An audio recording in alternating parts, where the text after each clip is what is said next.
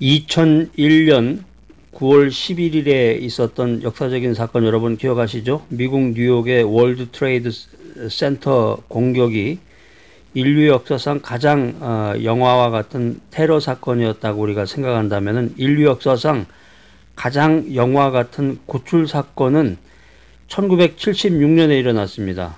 7월 달에 아프리카 우간다의 엔테베 공항에서 이 인류 역사상 가장 영화와 같은 극적인 드라마틱한 구출 사건이 일어났는데 1976년 6월 27일 그리스의 이 아테네 공항을 출발한 에어프랑스사의 비행기가 아랍 테러리스트들에 의해서 공중 납치가 되었습니다. 비행기 안에는 100명이 넘는 102명의 그 이스라엘 사람들이 타고 있었는데 이 사람들이 인질이 되고 말았습니다. 이 비행기는 안타깝게도 당시 악명 높은 독재자였던 이 이디 아민, 우리가 기억하는 악명 높은 사람인데 이디 아민이 통치하고 있었던 이 우간다의 엔테베 공항으로 인도되었습니다. 당시에 이 라빈 수상이 이끌던 이스라엘에서는 곧 긴급 강요회의가 열려서 비밀스럽고도 중대한 그런 결정이 내려졌습니다. 며칠 후에 당시 30세의 벤야민 네탄야후 대령이 이끄는 특별작전 요원들이 6대의 비행기에 나눠 타고 이스라엘을 떠났습니다. 4대의 카고 비행기와 2대의 707 보잉 제트기가 동원이 됐는데 한 대의 비행기에만 전투 요원들이 탔고 나머지는 부상자들의 치료라든가 후송을 위해서 준비가 되었습니다. 저공 비행을 통해서 상대방의 레이더망을 피해서 엔테베 공항에 무사히 착륙했습니다. 그리고 불과 15분에서 20분 사이에 모든 작전을 마무리시킵니다. 인질을 구출한 이들은 유유히 이스라엘로 돌아왔는데 이것이 그 세계적으로 유명한 엔테베 작전입니다. 3명의 인질이 희생되고 작전 요원 가운데서 한 사람이 희생되긴 했지만 이 작전은 거의 완벽에 가까운 구출 작전이었습니다. 이 작전이 끝난 후에 네탄야후 대령에게 어떤 기자가 이런 질문을 했습니다. 당신은 작전을 수행하는 동안에 무슨 생각을 했습니까? 마음속에 두려움은 없었습니까? 이때 네탄야후 대령이 이런 말을 했습니다. 나의 동족이 구원을 기다리고 있다는 생각, 그리고 그들을 구원해야 한다는 생각밖에 다른 생각은 없었지요.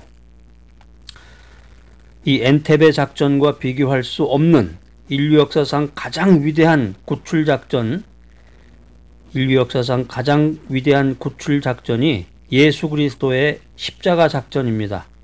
우리 때문에 죽으시고 부활하시고 승천하신 예수님 앞에 가서 예수님 십자가에 달리셨을 때 얼마나 아프셨나요? 얼마나 두려우셨나요?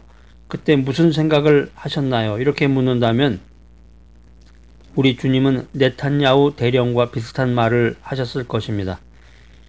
나는 사람들이 구원을 기다리고 있다는 사실과 내가 그들을 구원해야 한다는 생각을 했다. 다른 생각은 들지 않았다. 우리가 복음서를 읽어보면 이 예수님이 이 땅에 오신 목적에 대해서 분명한 기록이 있음을 우리가 찾게 됩니다. 누가복음 19장 10절 말씀입니다. 인자가 온 것은 잃어버린 자를 찾아 구원하려 함이니라. 예수님께서는 구원을 위해서 우리를 구출하기 위해서 이 땅에 오셨습니다. 이 구원의 의미는 무엇일까요? 구원이라고 하는 것은 부활이고 새로운 창조입니다. 그런데 여기서 멈추지 않습니다. 더 나아가서 구원은 새롭게 창조된 사람들이 새로운 생활 가운데로 들어가는 것을 의미합니다. 새로운 생활이란 무엇일까? 하나님을 찬양하고 하나님을 기쁘시게 해드리고 하나님께 순종하는 것을 말하는 것입니다. 구원이라고 하는 것은 한마디로 새로워지는 것인데 죽었던 사람이 살아나는 일을 말합니다. 새롭게 태어나는 탄생을 의미하는 것이 이 구원이다라고 하는 것입니다. 예수 그리스도께서는 구원을 위해서 우리를 구출하기 위해서 이 땅에 오셨는데 구원의 진정한 의미는 무엇일까? 구원은 그리스도 안에서의 새로운 부활입니다. 구원은 부활이다.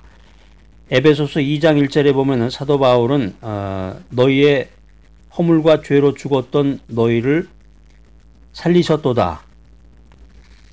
이런 고백을 하게 됩니다. 오늘날 구원에 대한 가장 보편적인 오해가 있다면 구원을 단순히 개선이나 개혁의 수준에서 이해하는 것이 되겠습니다.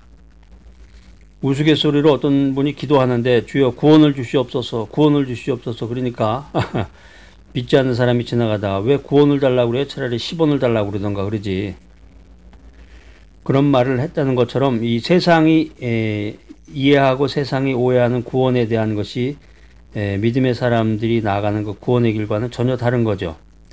교회 나가고 예수를 좀 믿었더니 사람이 좀 나아졌어. 이런 수준, 보다 나은 인간이 되는 수준에서 구원을 이해하는 것이 세상적인 이해입니다.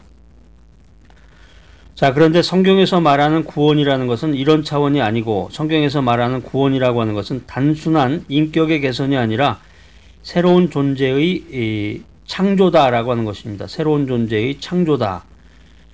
그러니까 성경에서 말하는, 성경은 좀 더 나은 인간이 아니라 새로운 인간, 새로운 존재가 되는 것, 새로운 존재로의 부활, 이것을 가리켜서 구원이다, 이렇게 표현하고 있습니다. 에베소서 2장 1절에 보면 너희의 허물과 죄로 죽었던, 이런 표현이 있어요.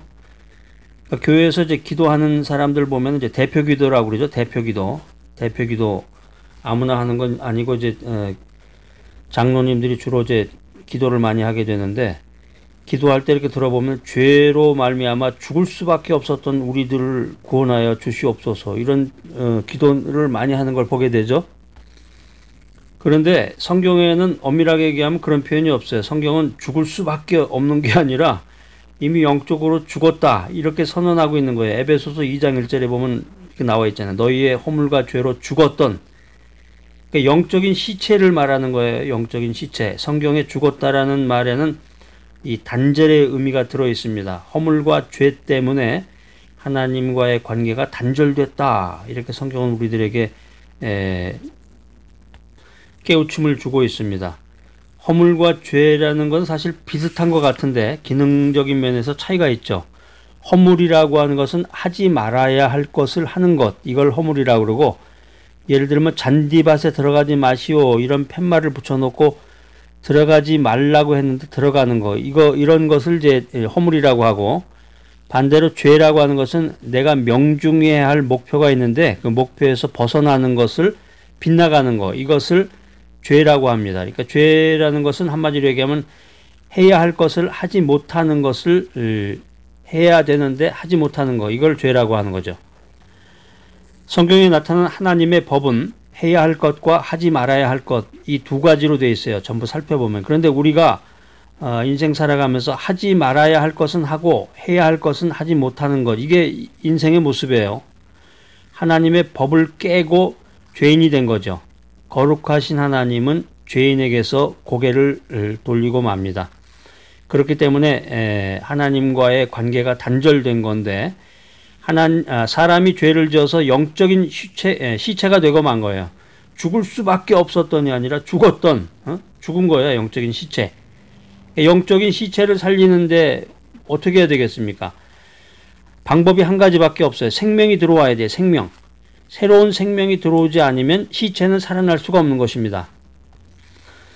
요한복음 10장 10절에 보면은 내가 온 것은 양으로 생명을 얻게 하고, 예수님이 오신 목적에 대해서 분명히 요한복음 10장 10절에 이렇게 말씀을 하셨는데, 예수님이 생명을 주시기 위해서 이 땅에 오셨다라고 하는 것입니다.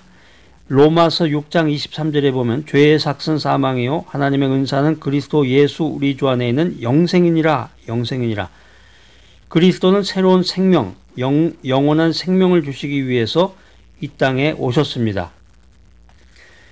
내 인생에 내가 살아가고 있는 이 삶에 예수 그리스도를 필요로 하고 그분이 내 마음속에 오시기를 요청해서 구세주로 영접할 때 그리스도께서는 내 안에 새로운 생명, 뉴 라이프를 주십니다.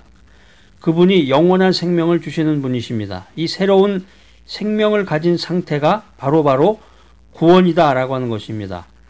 구원은 구원, 구원은 새로운 생명을 통한 새로운 창조, 부활의 체험을 말합니다.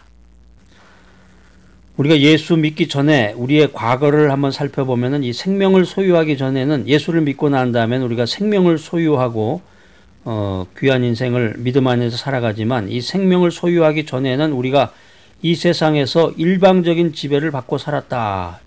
성경 에베소서 2장 2절로 3절 말씀에 보면 그 내용이 정확하게 명쾌하게 기록이 되어 있습니다. 그때 너희가 그 가운데서 행하여 이 세상 풍속을 쫓고 공중의 권세 잡은 자를 따랐으니 곧 지금 불순종의 아들들 가운데서 역사하는 영이라. 전에는 우리도 다 그 가운데서 우리 육체의 욕심을 따라 지내며 육체와 마음에 원하는 것을 하여 다른 이들과 같이 본질상 진노의 자녀이었더니 하나님 없이 사는 사람을 지배하는 것들이 있습니다. 하나님 없이 인생을 살아가는 사람들을 지배하는 세 가지가 있는데 첫 번째는 세상의 지배를 받고 살아갑니다. 하나님 없이 인생을 살아가는 사람은 세상의 지배를 받는다. 이게 우리가 이 세상의 흐름, 이 세상의 철학, 이 세상의 잘못된 유행, 이 세상의 허무한 것들에게 맹목적으로 지배받으면서 살아가는 것을 말하는데, 그러니까 한마디로 이 세상이라고 하는 것은, 이 세상의 풍조라고 하는 것은 한마디로 유행 따라 살아가는 거죠. 남의 눈치를 보면서 유행 따라 살아가는 건데, 하나님 없이 살아가는 사람들을 지배하는 두 번째 거는 마귀의 지배예요. 마귀. 공중의 권세 잡은 자들을 성경에 보면 이제 공중의 권세 잡은 자들이라고 나오는데 이게 이제 마귀를 얘기하는 거예요. 사탄의 지배를 받는다. 이 마귀의 존재를 불순종의 아들들 가운데서 역사하는 영이라고 성경은 말합니다. 그러니까 우리는 바로 이 악령의 지배를 받는다. 마귀의 지배를 일방적으로 받으면서 살아가고 있다라고 하는 것입니다.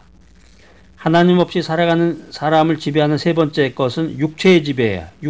육체라고 하는 것은 여기서 신체를 말하는 게 아니라 우리를 죄짓게 만드는 부패성을 말합니다.